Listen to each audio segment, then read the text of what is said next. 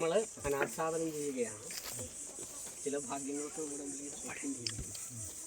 അപ്പോൾ ഗോപി സാറ് അങ്ങനെ ഒരു ഭാഗ്യമാണ്. അച്ഛനും മകളും ഉണ്ട് കേരളത്തിൽ അറിയപ്പെടുന്ന രണ്ട് കവികൾ.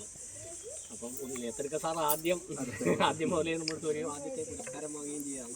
കന്നഡയിലെ വലിയ തലമുതിർന്ന എഴുത്തുകാരനാണ്. യൂണിവേഴ്സിറ്റി പുസ്തകങ്ങളൊക്കെ ധാരാളം ഉണ്ട് പഠിക്കാനായിട്ട് യൂണിവേഴ്സിറ്റിയുണ്ട്.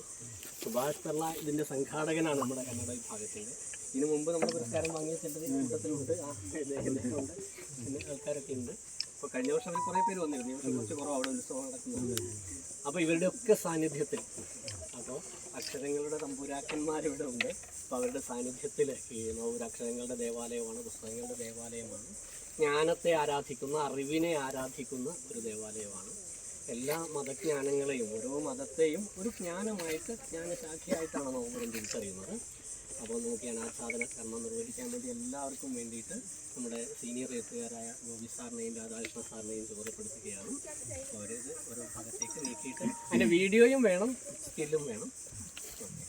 എല്ലാവരുടെയും അനുമതിയോടെ, പ്രാർത്ഥനയോടെ, ആശംസകളോടെ ഇത് നമുക്ക്